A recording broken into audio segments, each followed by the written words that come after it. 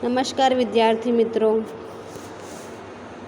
आज हम कक्षा 9 सामाजिक विज्ञान चैप्टर नंबर 8 जिसका नाम है भारतीय संविधान की रचना और लक्षण। इसके पहले वाले वीडियो में हमने संविधान का अर्थ, संविधान के निर्माण की प्रक्रिया, प्रस्तावना क्या है, प्रस्तावना का महत्व, इसके बारे में अध्ययन किया है। अब हम आगे प्रस्तावना के मुख्य आधार स्तंभ के बारे में चर्चा करेंगे। भारतीय संविधान के प्रस्तावना में व्यक्त किए गए आधारभूत शब्द, हमने देखा था कि प्रस्तावना में कौन कौन से शब्द प्रस्तुत किए गए हैं। तो इसमें पहला ही शब्द है हम भारत के लोग, सार्वभौम, समाजवादी, धर्मनिरपेक्षता, लोकतंत्र,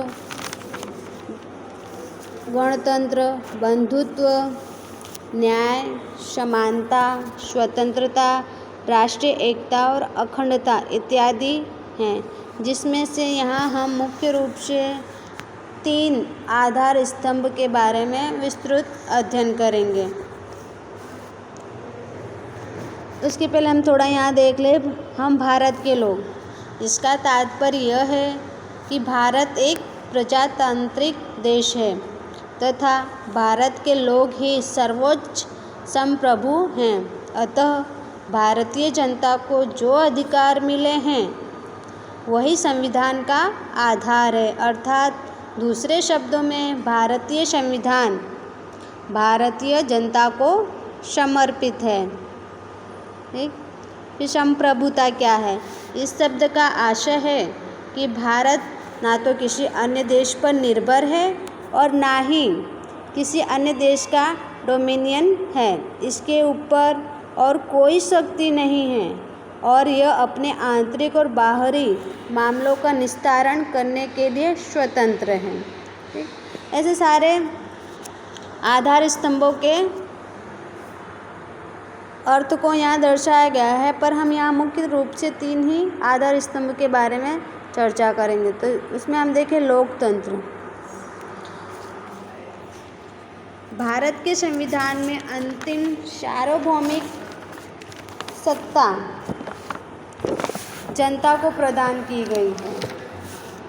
हमारे देश में किसी एक व्यक्ति अथवा समूह का शासन नहीं है, बल्कि सत्ता की जो अंतिम बागडोर है वो जनता के हाथ में ही है। लोकतंत्र को अंग्रेजी में डेमोक्रेसी कहते हैं। डेमोक्रेसी शब्द मूल ग्रीक शब्द डेमोस, जिसका अर्थ होता है लोक, तथा क्रेटोस, जिसका अर्थ होता है सत्ता, इन 2 शब्दों से उत्पन्न हुआ है। डेमोक्रेसी शब्द डेमोस और क्रेटोस इन 2 शब्दों से उत्पन्न हुआ है, जिसका नाम है लोकतंत्र। राज्य सत्ता स्थापित करने का अधिकार कुछ निरंकुश लोगों के पास न होकर बल्कि यह जनता के पास है। ठीक है, इस राज्य सत्ता है वो कोई निरंकुश व्यक्ति यानी कुछ समूह या किसी एक व्यक्ति के पास नहीं है, बल्कि ये तो जनता के हाथ में होती है। लोकतंत्र एक ऐसी राज्य व्यवस्था है जिसमें देश की जनता को सामाजिक, आर्थिक तथा राजनीतिक न्याय प्राप्त हो तथा लोगों का शासन व्यवस्था में शामिल होने का अधिकार प्राप्त हो। भारतीय संविधान में सार्वत्रिक वयस्क मताधिकार सिद्धांत के आधार पर लोगों द्वारा चुने गए प्रतिनिधियों से बनी संसद में लोकसभा और राज्यसभा का समावेश होता है तथा कार्यपालिका मंत्रिमंडल तथा प्रशासनिक तंत्र को कहा जाता है। तो संसद और कार्यपालिका जनता के प्रति जवाबदार होती हैं। कार्यपालिका की सत्ताएं असीमित नहीं होती हैं, उसे एक निश्चित समय के लिए शासन की बागडोर सौंपी जाती है। ठीक है, जो कार्यपालिका है मतलब मंत्रिमंडल और प्रशासनिक तंत्र है, उनकी जो सत्ताएं हैं वो सीमित समय तक के लिए ही है। उन्हें 5 वर्ष के लिए चुना जाता है, तो उनकी जो सत्ताएं हैं वो सीमित हैं। उसे एक निश्चित समय के लिए ही शासन की बागडोर सौंपी जाती है। इसी प्रकार राज्य स्तर तथा स्थानिक स्तर पर लोग सरकार का चुनाव करते हैं। इस तरह लोकतंत्रात्मक राज्य अर्थात जनता का जनता द्वारा तथा जनता के लिए चलाने वाला राज्य। यहाँ पर लोकतंत्र का अर्थ दिया है, तो उसे भी आपको याद रखना है कि लोकतंत्र अर्थात क्या।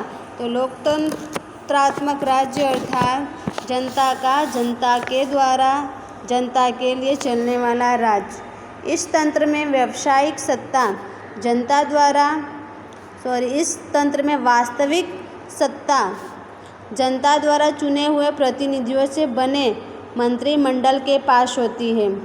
जो प्रतिनिधि चुने जाते हैं उसे जनता चुनती है, फिर वह मंत्रिमंडल में शामिल होते हैं।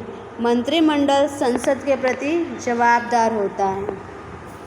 भारत एक गणतंत्रात्मक देश है, इसलिए कहा जाता है कि यहाँ कोई भी नागरिक जो संविधान में निर्धारित योग्यता को पूरा करता है वह व्यक्ति सार्वत्रिक वयस्क मताधिकार के द्वारा निर्वाचित होता है। यानी भारत का कोई भी नागरिक जो संविधान में निर्धारित योग्यता दी गई है उसे यदि वो पूरा करता है तो वह सार्वत्रिक वयस्क मताधिकार के द्वारा चुना जा सकता है, निर्वाचित होता है।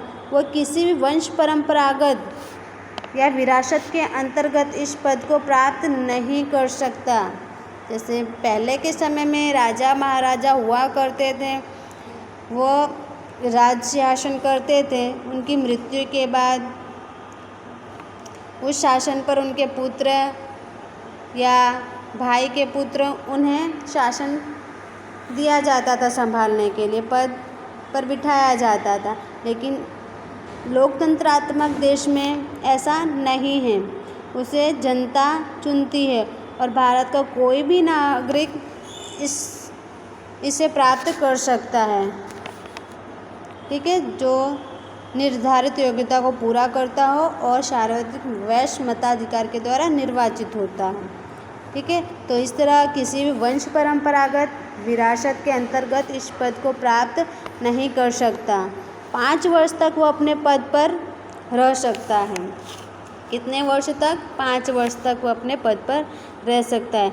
संसदीय सरकार में संयुक्त उत्तरदायित्व के सिद्धांत पर कार्य किए जाने के कारण इसे जवाबदार सरकार या उत्तरदायी सरकार भी कहा जाता है। यानी संयुक्त रूप से सभी इसमें कार्य करते हैं, इसलिए इसे जवाबदार या उत्तरदायी सरकार भी कहा जाता है। भारत की लोकतंत्रात्मक सरकार स्वतंत्रता, समानता तथा बंधुत्व के विचार को स्वीकार कर तथा इन उद्देश्यों को पूरा करने के लिए प्रयत्नशील रहे, ऐसी स्पष्टता संविधान की प्रस्तावना में की गई है। संविधान निर्माताओं ने भारत की जनता को सार्वत्रिक वयस्क मताधिकार प्रदान कर एक साहसपूर्ण कार्य किया है। भारतीय संविधान में मूलभूत अधिकार को शामिल किया गया है। राजनीतिक के मार्गदर्शक सिद्धांत, विधानसभा, संसद, स्वतंत्र तथा निष्पक्ष न्यायपालिका तथा चुनाव आयोग की रचना और उसके कार्य आदि उपबंध भारत को लोकतंत्रात्मक देश के रूप में घोषित करते हैं। तो ये क्वेश्चन पूछे जाते हैं कि कौन से उपबंध भारत को लोकतंत्रात्मक देश के रूप में घोषित करते हैं। तो आपको ये याद रखना है कि मूलभूत अधिकार, राजनीति के मार्गदर्शक सिद्धांत, संसद, विधानसभा, स्वतंत्र तथा निष्पक्ष न्यायपालिका, चुनाव आयोग की रचना और उसके कार्य, सारे उपबंध भारत को लोकतंत्रात्मक देश के रूप में घोषित करते हैं। अब आगे हैं सार्वत्रिक वयस्क मताधिकार। तो सार्वत्रिक वयस्क मताधिकार अर्थात किसी भी जाति, धर्म, भाषा, लिंग, आय अथवा जन्म स्थान के भेदभाव के बिना 18 वर्ष या उससे अधिक उम्र का कोई भी भारतीय उसे मत देने का अधिकार है। यद्यपि मतदाता सूची में नागरिक का नामांकन आवश्यक है। ठीक है, यानी इसमें किसी भी जाति, कोई भी जाति का हो, किसी भी धर्म का हो, हिंदू, मुस्लिम, सिख, ईसाई, पारसी, कोई भी भाषा बोलता हो, उर्दू, मराठी, मद्रासी, हिंदी, गुजराती, कोई भी भाषा बोलता है ऐसा व्यक्ति, लिंग स्त्री हो या पुरुष, शिक्षा उसने प्राप्त की हो या नहीं की हो, निरक्षर हो, ठीक है, आय गरीब, उसके पास वो कमाता हो या ना कमाता हो, नौकरी करता हो या ना करता हो, तथा जन्म स्थान के में भारत के किसी भी कोने में वो जन्मा हो तो उसके किसी भी प्रकार के भेदभाव के बिना और 18 वर्ष उसकी उम्र हो या उससे अधिक हो और मतदाता सूची में उसका नामांकन हो तो ऐसा कोई भी नागरिक हो तो उसे मत देने का अधिकार है। तो इस तरह यहाँ पर लोकतंत्र। अब है सेकंड समाजवाद। ठीक है, प्रस्तावना के मुख्य आधारभूत स्तंभ में दूसरा है समाजवाद। समाजवाद भारत में 1976 में आपातकालीन शासन के दौरान 42वें संवैधानिक सुधार के द्वारा प्रस्तावना में समाजवाद शब्द जोड़ा गया। भारतीय संविधान में की गई अधिकांश व्यवस्थाओं का मूलभूत उद्देश्य प्रत्यक्ष या परोक्ष रूप से सामाजिक क्रांति द्वारा सामाजिक तथा आर्थिक समानता के आधार पर एक लोक कल्याणकारी राज्य की स्थापना करना है। ठीक है, इस तरह हम देखें कि समाजवादी शब्द का आशय यह है कि ऐसी संरचना जिसमें उत्पादन के मुख्य साधनों, पूंजी, संपत्ति आदि पर सार्वजनिक स्वामित्व हो या नियंत्रण के साथ वितरण में समतुल्य सामंजस्य हो। ठीक है, यानी सभी को समान अधिकार प्राप्त हो तो उसे समाजवाद कहते हैं। संविधान की प्रस्तावना में सभी नागरिकों को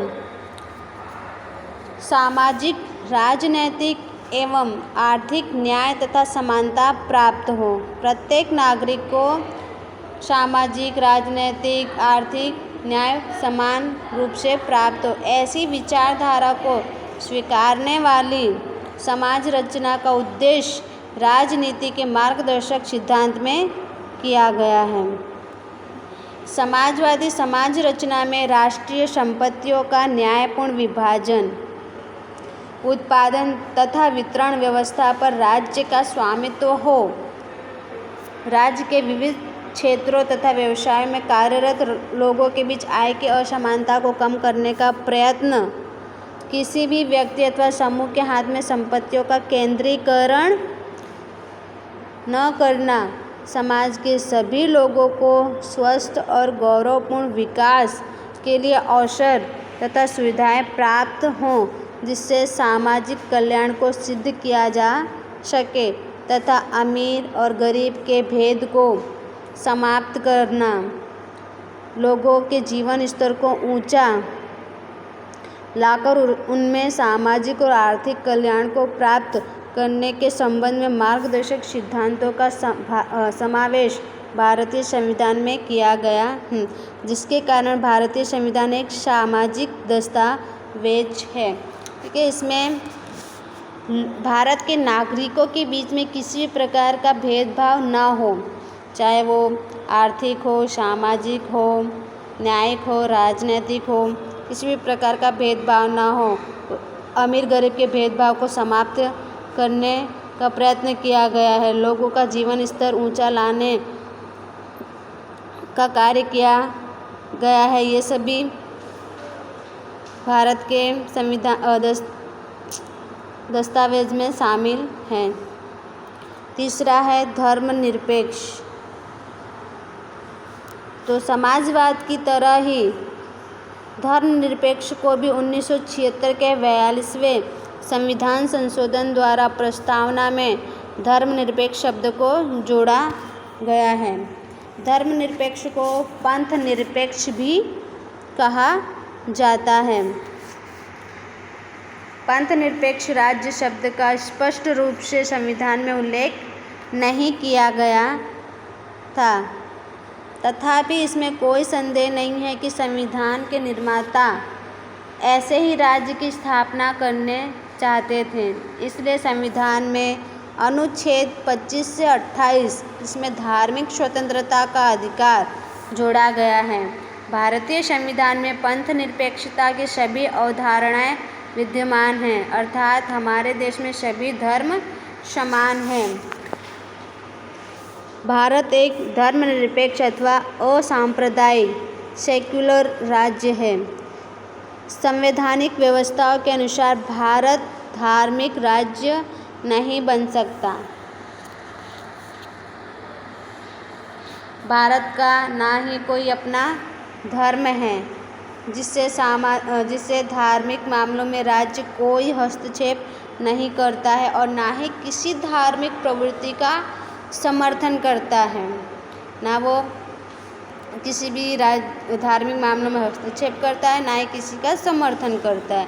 राज्य किसी भी असांप्रदायिक प्रवृत्ति को धर्म के साथ नहीं जोड़ सकता। देश के प्रत्येक नागरिक को अपनी इच्छा के अनुसार किसी भी धर्म के पालन की स्वतंत्रता है। ठीक है, यानी भारत देश का कोई भी व्यक्ति है वो अपनी इच्छा अनुसार धर्म का पालन कर सकता है।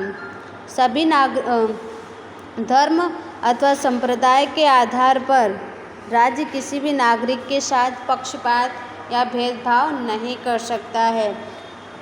भारत देश के लिए सभी धर्म के नागरिक एक समान हैं। सभी नागरिकों को सरकारी नौकरियों में समान अवसर तथा मूलभूत अधिकारों का समान रूप से उपयोग करने की स्वतंत्रता है। ठीक है, सरकारी नौकरी में प्रत्येक व्यक्ति को समान अवसर प्रदान किए गए। किसी भी धर्म जाति के व्यक्ति को नौकरी प्राप्त हो सकती है, उन्हें मूलभूत अधिकार प्रदान किए गए हैं। इस प्रकार धर्मनिरपेक्षता में संविधान का मूलभूत तत्व तथा लोकतंत्र का अनिवार्य लक्षण माना जाता है। सर्वधर्म समदृष्टि अर्थात सभी धर्म के प्रति समान दृष्टि तथा सर्वधर्म समभाव अर्थात सभी धर्मों के प्रति समान भाव के सिद्धांत को स्वीकार करने वाले भारतीय संविधान में राज्य द्वारा किसी भी धर्म को प्रोत्साहन नहीं दिए जाने का उल्लेख किया गया है। व्यक्ति की अपनी धार्मिक मान्यता, आस्था तथा श्रद्धा रखने के साथ उसका प्रचार प्रसार करने की नागरिक अधिकार पर राज्य कोई प्रतिबंध या अवरोध नहीं लगा सकता है। व्यक्ति अपनी इच्छा के अनुसार अपनी धार्मिक मान्यता रख सकता है, उस पर आस्था और श्रद्धा रख सकता है, उसका प्रचार और प्रसार कर सकता है। Thank you.